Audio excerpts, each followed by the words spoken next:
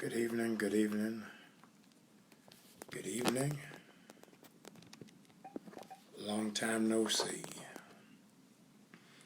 Got a lot to discuss tonight, and want you to join us. Please ask that you'll share. It's been many moons since I have been on for the Insomniac Circle.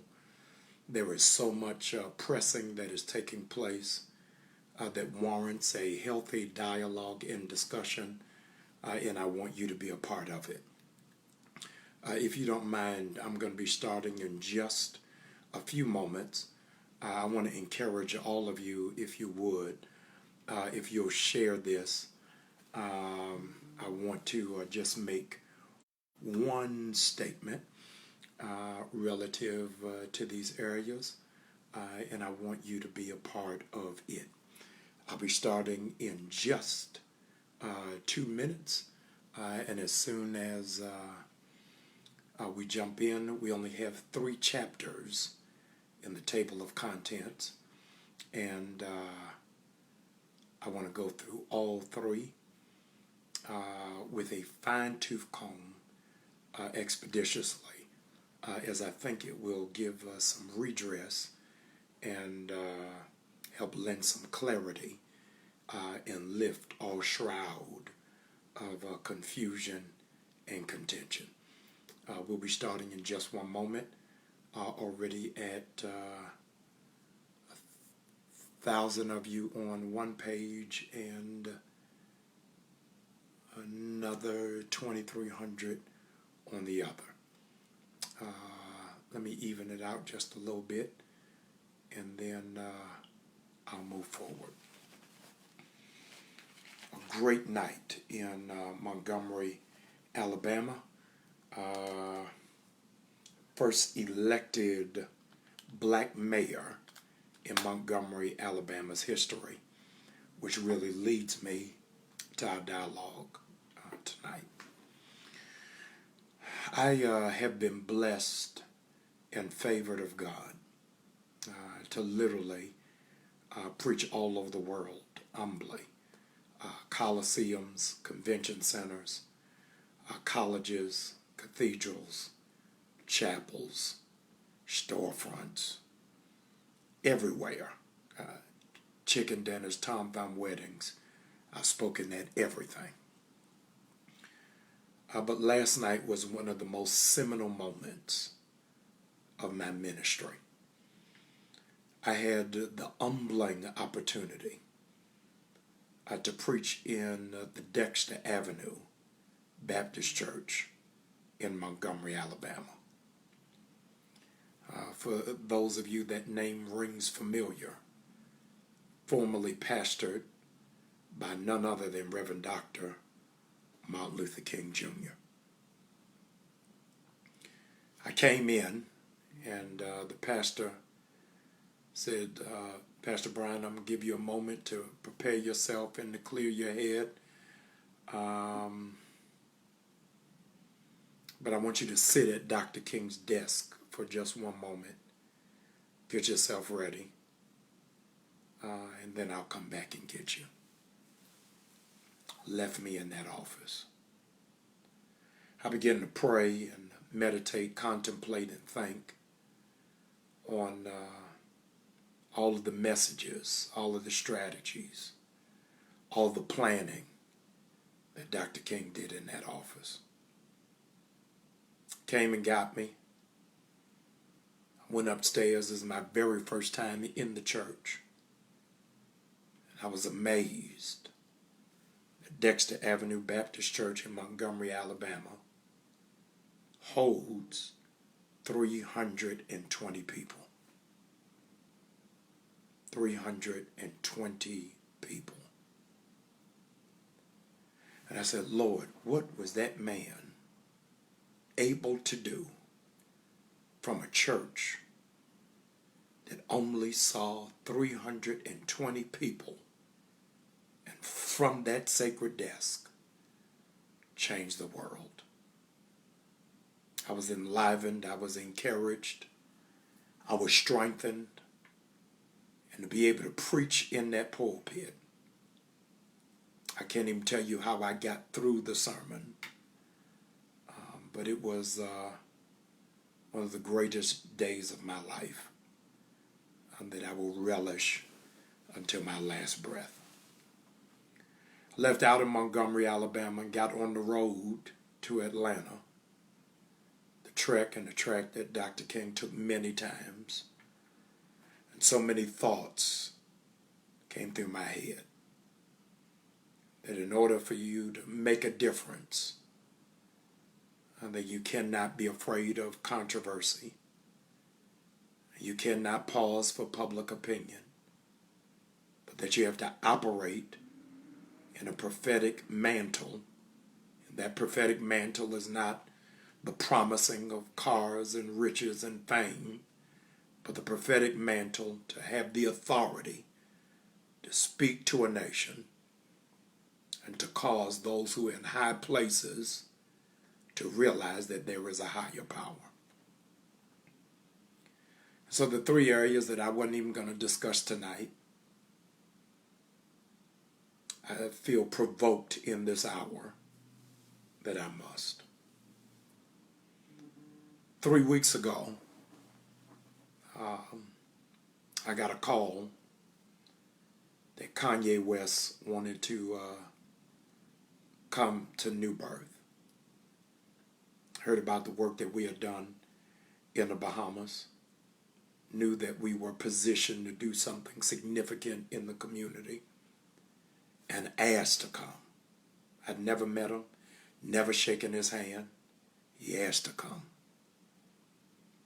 And I thought to myself, what an amazing opportunity, amazing door for us to do evangelism from the outside in. It was an amazing day. Had more millennials, more Gen Xers in my church than I had ever seen in my entire ministry. At 6:30 in the morning, 500 teenagers, young adults, college students waiting outside. I give God glory, 159 people accepted Jesus Christ in that one day. And I was grateful. Grateful for the opportunity, grateful to interlope, grateful to have a dialogue and conversation with one of the most influential people in the culture. And begin to brew around on what did it mean and what was its significance.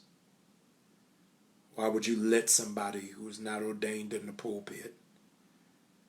I remembered again, Dr. King ascribed to the priesthood of all believers, which suggests anybody who has a testimony has a ministry. And for far too often, the church has pushed out our gifted because we didn't know how to put a title on it. I left that day grateful and excited for what God had done. A week later, I went on to the Bahamas, met with the Prime Minister about joint ventures and rebuilding projects. 2 days after I left, 3 days after I left, Kanye West and his team came to the Bahamas. I met and had a tour of the island and to see some of the devastation. And then after leaving the Bahamas, he flew to Salt Lake City, Utah. Completely different demographic than what you saw at New Birth and what it is that you saw in the Bahamas. Leaving New Birth, leaving ATLien Cathedral AME Church in Jamaica, Queens, and leaving the Bahamas with droves of black people who have been displaced, 600 still missing, 70,000 without homes. Left there, went to Salt Lake City, Utah, made the bold declaration that he was an ardent supporter of Donald J. Trump, and in making his decisions, he never factors in race. that he was devoutly committed to the Republican Party because the Republican Party is the party that freed the slaves. Completely aghast, miffed, infuriated. They're just leaving the Bahamas, where I could only bring out 46 students when Hampton University was prepared to bring out 105. But Donald Trump's administration wouldn't let them out, in spite of the fact that they had just come out of a natural disaster, that because they didn't have the appropriate paperwork, wouldn't let them leave the island. To say that you unashamedly support Donald Trump when he called the mother continent of Africa a collection of S-hole nations, smacking the entire diaspora in the year of the anniversary of the year of the return. That this same Donald Trump, who in fact brought in all of the presidents of United Negro College Fund, HBCUs, and promised them that he would give funding, and hadn't given a dime. And still, he says he supports them. With great trepidation, I want to say this. I think that Kanye West is amazingly gifted. I think that he is on the right path to being a seeker, and I hope that he comes to the full knowledge of the liberating power of Jesus Christ. That he that the Son sets free is free indeed. That there is no way, as an arch proponent of liberation theology, can I come in alignment with it. Much of that which has been bantered, dialogued, and discussed about his visit was about the call for money. And I want you to know that whenever you serve God, you got to be able to do so with clean hands, with a pure heart. I don't align with the statements of Kanye West. I don't endorse it, nor do I subscribe to it. And I am not a runaway slave. To that end, Mr. West made a significant donation to New Birth Cathedral. But I do not want to be guilty of double speech. So I met with my team today, and the donation that he made to our church, I am now redirecting. I'm thankful for the gift, thankful for the seed, thankful for the sacrifice, but I don't want in any way, shape, or form to be seen in cahoots with a philosophy or with policies that keep our people in bondage. If nobody else, I want him to be able to know, as well as citizens of the culture, that this is not a preacher that can be bought or comes with a price tag. And that my voice or my prophetic mantle is not up for auction. To that end, I love him with the love of God. He's always welcome to worship. But the gift that he has given, I am redirecting. And I'm going to be giving that donation he gave to Morris Brown College. I'm giving it to Morris Brown College because Kanye West's mother was a professor there, Dr. Donda West. Morris Brown College is one of the oldest black colleges in the state of Georgia.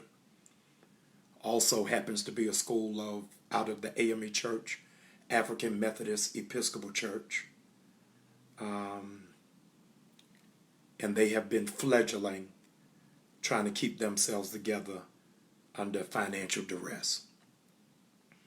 This weekend, they're closing out their homecoming at New Birth and have no idea that I'm doing this. I had Bible study tonight and didn't even announce it.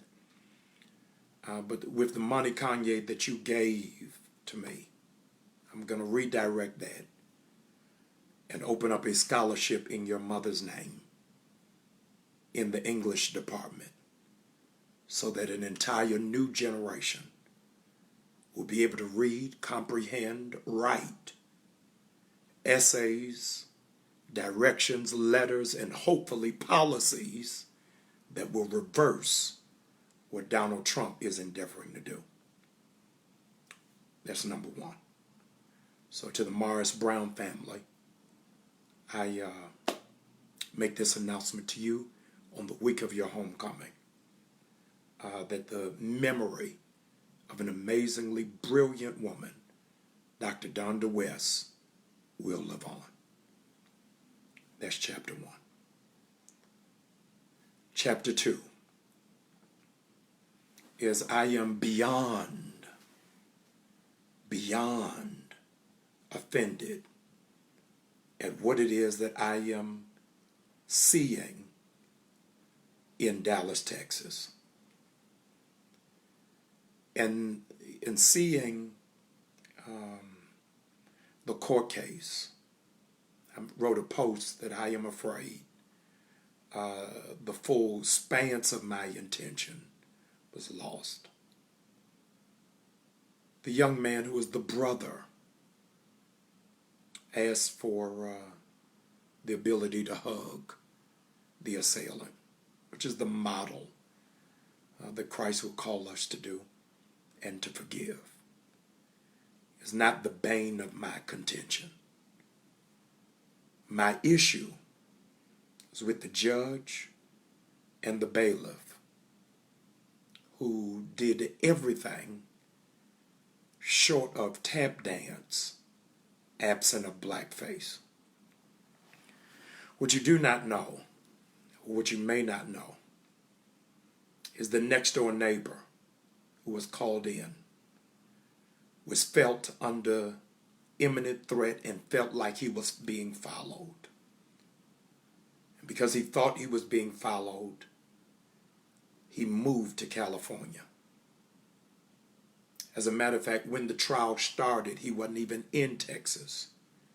He was in California. The prosecution called him and said if he did not return the next day, there would be a bench warrant and he would be subpoenaed.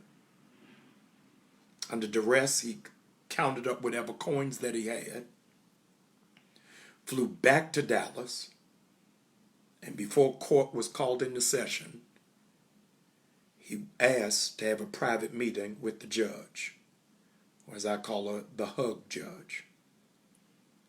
Tells him how fearful he is, how he's already been shot leading up to the trial in his foot to impede and impair his movement. The judge had the option and the right to make his testimony close, clear the courtroom, shield his face, alter his voice, not have him come up, but to record the testimony. She refused all of that. You can see if you watched the trial, her uneasiness, her anxiety, his anxiety, even in testifying. He asked to be excused, to which we have caught on tape that she murmurs under her breath. I'm surprised he even showed up. Now, a judge is supposed to be impartial, supposed to be even-handed. Why are you surprised that he showed up unless you already knew that he's under threat? This young man finished school. He moved to Dallas, Texas, what the news is not telling you. He moved to Dallas, Texas to foster a relationship with his dad, who he had not been in relationship with. Moved there with clean hands, pure intention, not to run and sell drugs. So for the Dallas Police Department to just pop up today and say all of a sudden that this man is involved in drugs when we don't have any pattern of it is curious at best. And I pray in 2019 we won't fall for the okie doke when it is apparent that this was through diabolical intention. For him to be shot in his mouth was clearly a sign he should have never opened his mouth. And this is not an hour where the body of Christ can remain silent, but this is an hour where we've got to cry loud and spare not. It was inordinate for the judge to get up and hug a murderer. All of us who have been to court with loved ones, significant others, or even members know that this is out of process. And please explain to me how the bailiff was playing with her imaginative, projected Barbie doll's hair. It's not a photo shoot. It's not Rip the Runway. You're on trial for murder, and the bailiff is now Vidal Sassoon, making sure that she has bounced to her hair after killing an innocent black man. And so, yes, I am for forgiveness, but that forgiveness comes with accountability, and it does not exonerate repentance. Far too often we have given an uneven approach to how it is that we approach injustice and racism in this nation. This funeral is going to be on next Saturday at Friendship West Baptist Church, pastored by Reverend Dr. Frederick Douglass Haynes III, next Saturday at 11 o'clock. The eulogist is my covenant brother, Bishop Rudolph McKissick Jr. I ask that in these ensuing days that you will pray for the family, that you will pray for the community, pray for all of those who have been affected and impacted. And pray that the truth will finally be revealed as to what is taking place in this culture of a profound white supremacy and the arrogance that would suggest that we can kill somebody and still not be held accountable, and we can just get a hug afterwards and all will be well. Chapter 3, the Word Network. I received a text message a few days ago asking me to sign on to a petition to boycott the Word Network. There have been rumblings of it on social media, and I wanted to give some thoughts and some redress pertaining to it. Number one, you should know I've been on the Word Network in some way, shape, or form for the last 15 years and have never at any point been an employee of the Word Network, nor do I get any checks from the Word Network or any benefits from the Word Network. It is a platform that has enabled me to spread the gospel around the world. I got a petition calling for the boycott of the Word Network. At issue was Bishop George Bloomer and the owner of the Word Network, Kevin Adele. About 3 weeks ago, maybe a month ago, there was a blog that went around that showed Kevin Adele dressed up as a pimp and different preachers surrounding him. In that picture was a miniaturized version of Bishop George Bloomer. Kevin Adele sent this picture to George Bloomer with an LOL. Bishop Bloomer was offended and said, "Don't send this to me." Because of their relationship, Kevin Adele Thought it was funny. He didn't create it, didn't originate it, but sent it to Bishop Bloomer. Bishop Bloomer is in Kevin Adele's hand, or arms, as it were. Kevin Adele calls George Bloomer tattoo in this text message. It was never tweeted, because Kevin Adele does not have a Twitter account. It was never posted by Kevin Adele, because he's not engaged in social media. It was a text message from the owner, Kevin Adele, to George Bloomer. George Bloomer, Bishop George Bloomer, was rightfully offended, irritated, aggravated, humiliated, and annoyed.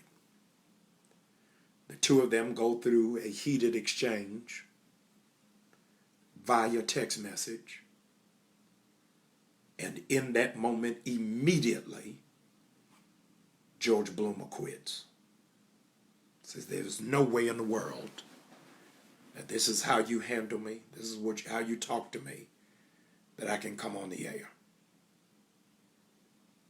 Kevin Adele, all of what I'm giving you, I was not there, wasn't on the phone. This is third-hand information, and let me say for clarity, after speaking to both George Bloomer and Kevin Adele, after speaking to both. Kevin Adele picks up the phone, says to him, man, you can't quit like that. There's nowhere in the world you can just walk away.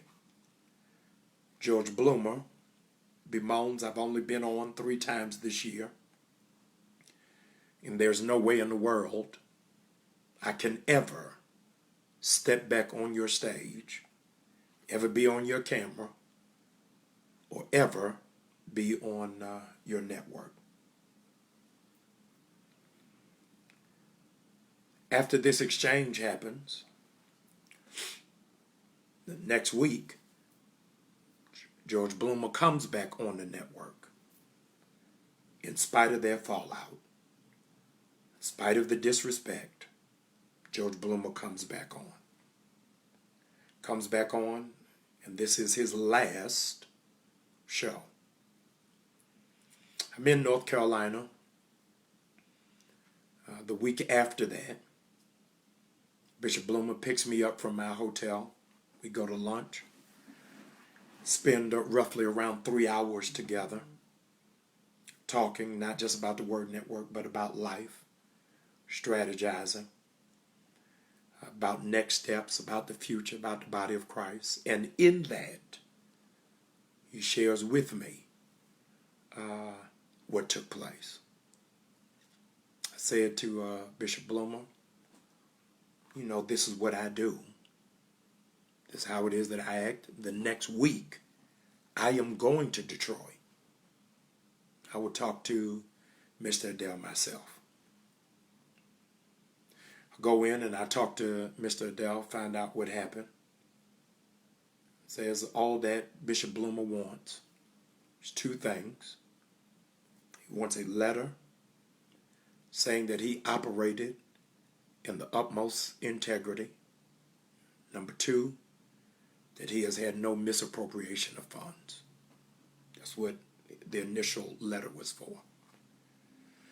Mrs. Adele says, well, no, I'm not going to write this letter because I didn't put anything out. I haven't said anything in public space. And hence we have a bumping of heads. So for the last 10 days, I've been silent watching this blow out. And I was trying to figure out where do we stand, because the petition that I was given said boycott. And I'm giving you both sides of the story before it is that I give you my thoughts on the matter. Said boycott the Word Network because they're racist. I said, wow. I said, now, Jamal, you can't operate in emotionalism You influence and impact a lot of people. You can't be seen as an ambulance chaser. So you've got to be sound. You've got to operate in wisdom. So here was the charge. Stay away from the word network because they're racist. I had to calculate. The word network has 150 employees. And of the 150 employees, 147 are black. Said, turn off the word network. The youngest president of any network, secular or sacred, is a black man who just turned 40, Dave Sheffield. Said, boycott the word network because they're racist. Said, now, my mentor, Reverend Al Sharpton, is on the radio station owned by the Word Network Monday through Friday from 3 to 6. Said, boycott the Word Network when they have just now gone into the correctional facilities, the largest cable provider to go in to correctional facilities all over the country. Boycott the Word Network. And for many people who are disabled and who are incarcerated, that is their only access to the gospel. Boycott the Word Network when there are more minorities on the Word Network than on TBN, Daystar, or TCT combined. I'm saying all of that not to justify it. I'm giving you what it is that I am wrestling with, how it is that I approach. Do I then pull out? And the epiphany dawned on me on yesterday while I am sitting in the pulpit of Martin Luther King Jr. The Spirit said to me, Jamal, you are in Montgomery, Alabama, the home of the Montgomery bus boycott. We are the masters of boycotts. What do you learn from us? What I learned from the Montgomery bus boycotts, obviously I wasn't born, parents hadn't even met during the time of the bus boycotts, is you don't have a boycott without an ask. Frederick Douglass, that great abolitionist freedom fighter, said that power concedes nothing without a demand. Just signing a sheet of paper, what does that do? Where does it take us? We're in 2019. So there's got to be something connected to the ask. Now, to be liberal, to be fair, to be judicious, I think that Kevin Adele was 1,000% wrong. I believe that George Bloomer is rightfully to receive an apology. I believe that it was out of order to send the post. But I believe in this hour that something has to happen for us to do something different. Albert Einstein said that the definition of insanity is to keep doing the same thing and expect different results. And so I want to openly call for a meeting for those who are serious about doing the real work and not just lip service. Let us come together as a conglomerate of black preachers, black business people, because in case you forgot, BET is no longer owned by anybody black. So let's get to a table and find out what it will take for us to buy the network. I'm sick of us being outside and complaining, waiting for somebody to let us in. Let's see what we can do to let our mouths speak with the level of truth that has that level of conviction. Now, to move into this hour, this digital age, why are we spinning all of our wheels? And if we can't buy the station outright, I understand that the economy is shifting. I understand that we're up and down, but we still need to get the gospel out. And the gospel is bigger than one personality. What I'm asking is, let's come to the table. If we can't buy the network, let's come in and buy shares of it. Let's become partners. That super bad sister, Fannie Lou Hamer, said, if you don't have a seat at the table, bring a folding chair. But I am not going to do an internet protest for likes if we're not really about doing the business. I want to do the business. And so I would ask that those who are serious about the next step of development, if you're not a part of the solution, you are a part of the problem. And let me go further to say, is that here it is, am not just throwing it out there, I'll call the meeting. I'll call the meeting at your leisure. And I will invite Mr. Adele so that we can talk as business people. To say, this is the viewers that we have. This is the amount of programming that we have. This is what it is that we offer. And if we are not doing business, we're just having a show. I was in the middle of the Freddie Gray uprising. And a police officer pulled me aside and said, how do we negotiate if nobody will talk to us? I want to talk. I want to do business. But I can't play 1958 games in a 2019 reality. And so let me say to you, I want to do the meeting, and all the more, I want the meeting done before Thanksgiving.